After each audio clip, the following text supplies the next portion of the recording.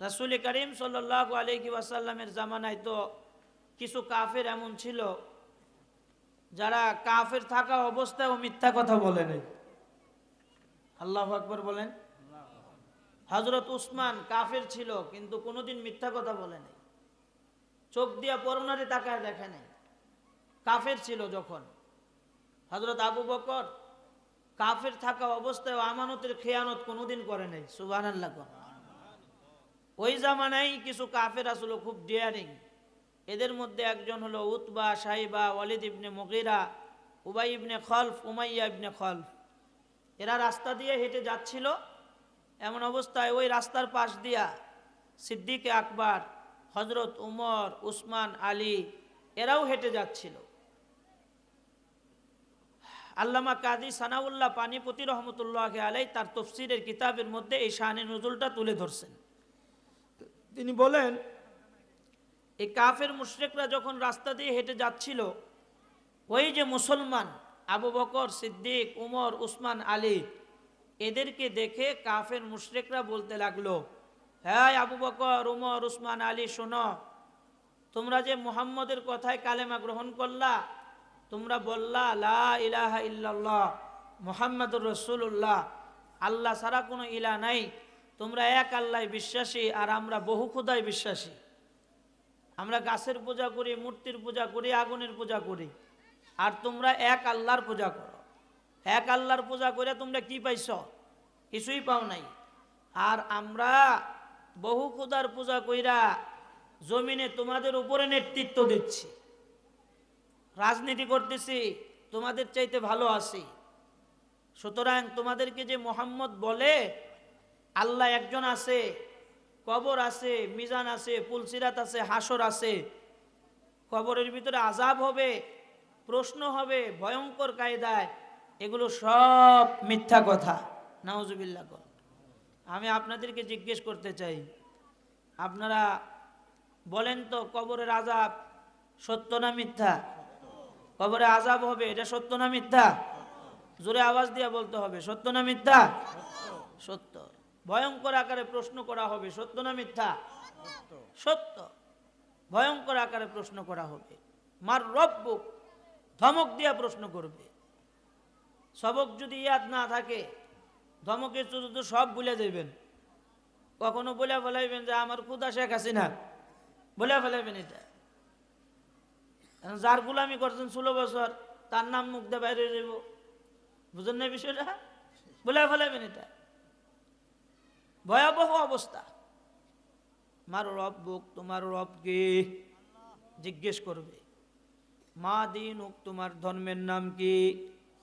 Oman হাযার রাজুলুল্লাযী বুইসা ফীকুম, ওই নবীকে চিনো যেই নবী তোমার জন্য দান দান শহীদ করছে, তাইফের জমিনে বৃষ্টির শিলা বৃষ্টির মতো পাথর খাইছে।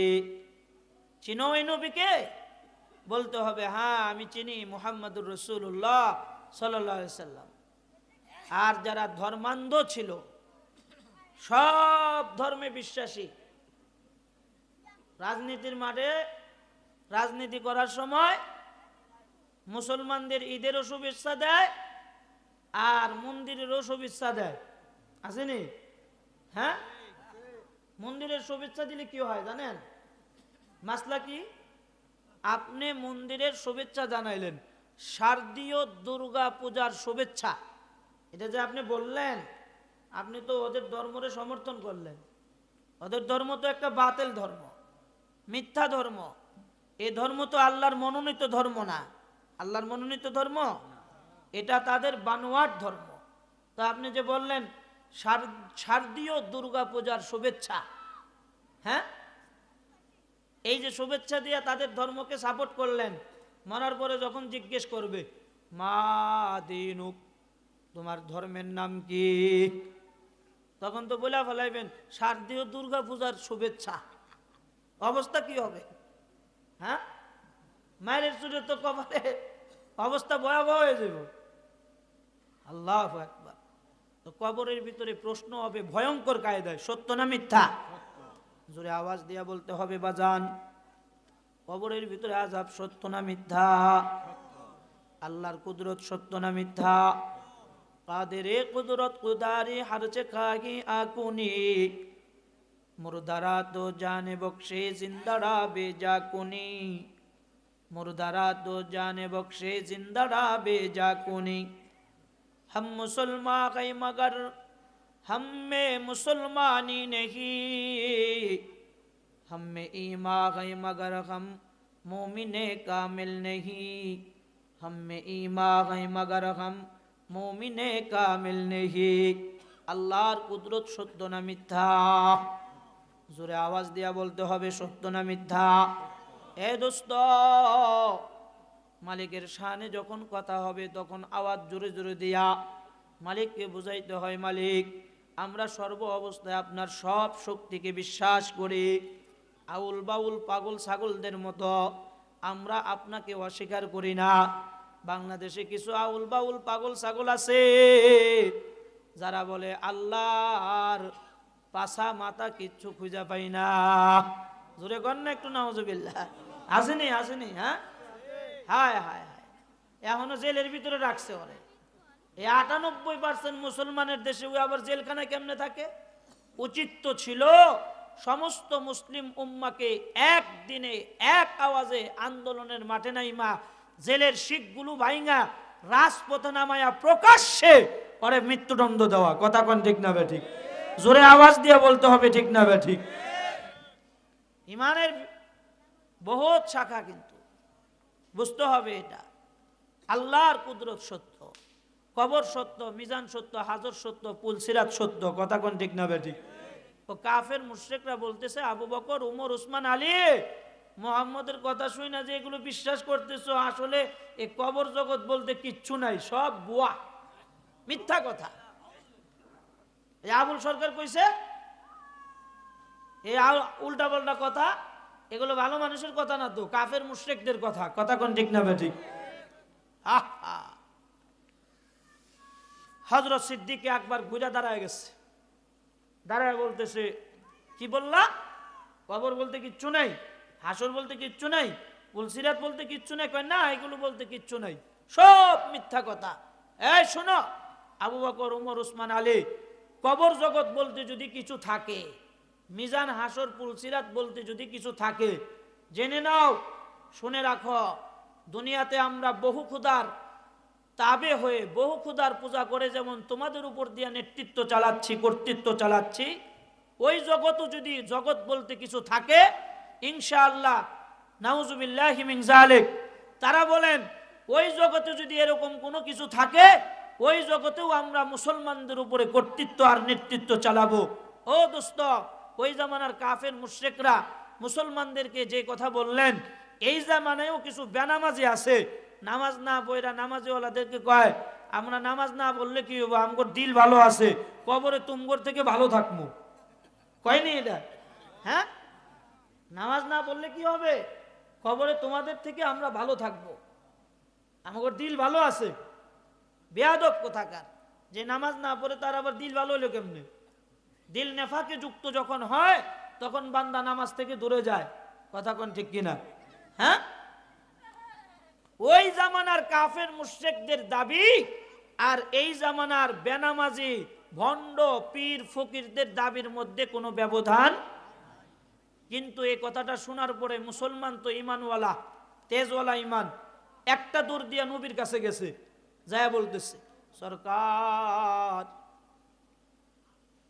ইসলামের জন্য এত কষ্ট করলাম, যুদ্ধ করলাম, রক্ত শুকানোর আগে আগে আরেক যুদ্ধে চলে গেলাম গো আল্লাহর নবী, এত কষ্ট করার পরেও কবর জগতে নাকি কাফের মুশরিকরা আমাদের থেকে বেশি ভালো থাকবে।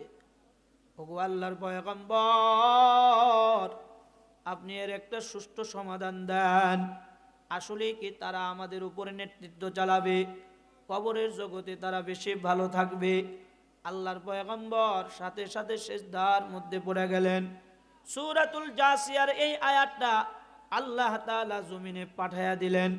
আল্লাহ জমিনে এই আয়াত পাঠায়া দিয়া বললেন, ওগো আল্লাহর পয়গম্বর, আপনি মুসলমানদেরকে জানায়া দেন, মুসলমান ইমানদার মুত্তাকি বান্দাদের সাথে আমি আল্লাহ যেই ব্যবহার করব, কাফের মুশরিকদের সাথে এমন ব্যবহার করব না।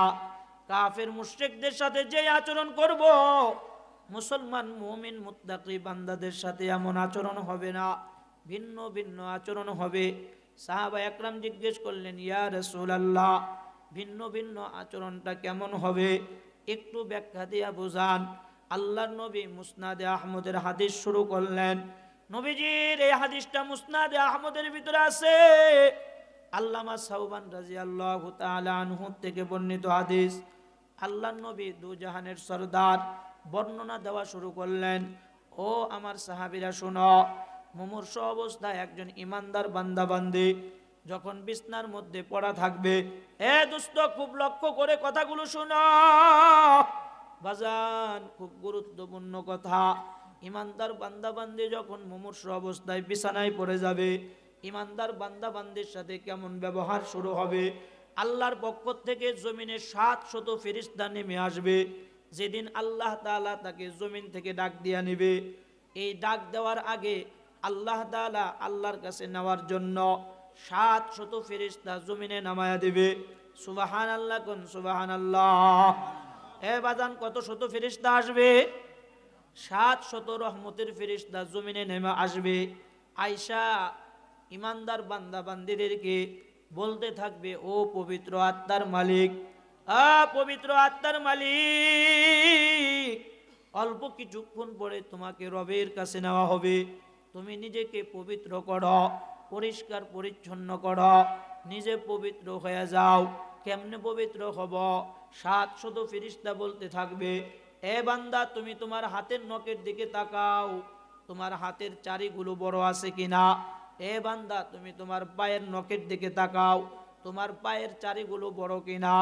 এ বান্দা, তুমি তোমার মুছের দিকে তাকাও, মুছগুলো ঠোঁট পর্যন্ত আসছে কিনা।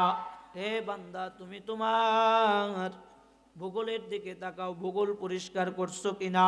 তুমি তোমার নাভির নিচের পশমের দিকে তাকাও, নাভির নিচের পশমগুলো পরিষ্কার করছো কিনা। এবার বান্দা মুমূর্ষ অবস্থায় বিছানায় বৈশা আত্মীয় স্বজনদেরকে ডাইকা বলবে, সাথীরা আমার, আমার হাতের চারিগুলো কেটে দাও, আমার পায়ের চারিগুলো কেটে দাও, আমার মুছগুলো ছোট করে দাও, আমার ভূগোলটা পরিষ্কার করে দাও, আমার নাভির নিচের পশমটা পরিষ্কার করে দাও। অল্প কিছুক্ষণ পরে আমি আমার মাওলার কাছে যাব। ও সাথীরা, বলো না, আমার মাওলার সামনে লম্বা লম্বা চারি নিয়ে আমি কেমনে দাঁড়াবো? হে বাজার, কথায় কথা মনে আসে না, বলেও পারি না। আল্লাহ নবীর বিশিষ্ট সাহাবী আমিরে মুআবিয়া, আমিরে মুআবিয়া আল্লাহ নবীর বিশিষ্ট সাহাবী মৃত্যুর সময় মুমূর্ষ অবস্থায় সাথীদেরকে ডাক দিয়া বললেন, সাথীরা শুনো, আমার হাতের নখগুলো কেটে দাও, আমার পায়ের নখগুলো কেটে দাও, আমার মুছগুলো ছোট করে দাও, আমার ভূগোলটা পরিষ্কার করে দাও। আমিরে মুআবিয়া বললেন, ও আমার ধর্মিনী, ও আমার সহধর্মিনী, আমাকে টয়লেটে নিয়ে আমার নাভির নিচের পশমগুলো পরিষ্কার করে দাও। সাথীরা জিজ্ঞেস করলেন, ও আল্লাহর নবীর বিশিষ্ট সাহাবী আমিরে মুআবিয়া, অল্প কিছুক্ষণ পরে তুমি আল্লাহর কাছে যাইবা, হাতের নখ কাটতে চাও, পায়ের নখ কাটতে চাও, ঘটনা কি? আমিরে মুআবিয়া একটা চিৎকার দিয়া বললেন, সাথীরা, আমার মাওলা পবিত্রতা পছন্দ করে, আমার মাওলা পবিত্র। জোরে কথা কোন, ঠিক কিনা? এই মাওলা পবিত্র না অপবিত্র? জোরে কোন। হ্যাঁ, খন্নাস্ত তারা, কমবক্ত তারা, যারা মুমূর্ষ অবস্থায় ও নিজের পবিত্রতার কথা চিন্তা না করে খালি দুনিয়া চিন্তা করে। দুনিয়া দুনিয়া কারা চিন্তা করে? আলামতটা আমি বলতেছি। অনেক মুমূর্ষ ব্যক্তি আছে, দেখবেন মৃত্যুর আগে, এই আমার বড় পোলা ডাকো, আমার ছোট পোলা ডাকো, সবাইরে ডাক দে, দোকান কারে কোনটা দিমু, জমিন কারে কোনটা দিমু, সব আমি দিয়া যাইতেছি, ডাক দে। আর সন্তান গর্ব করে, আহ আমার বাবা কত ভালো আছিল, মরার আগে আমারই বিছাইছে, আমারই খুঁজছে।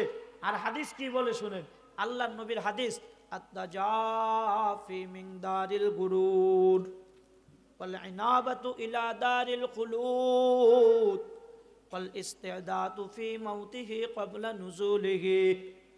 ইমানদার মুত্তাকি বান্দা মুমূর্ষ অবস্থায় সন্তান খুঁজবে না। আল্লাহু আকবার কয় না? আরো একটু আস্তে কোন আল্লাহু আকবার। এ মিয়া মরা মার্কা কোন আল্লাহু আকবার। জোরে একটু চিৎকার দিয়া বলেন না আমাদের মালিক কে?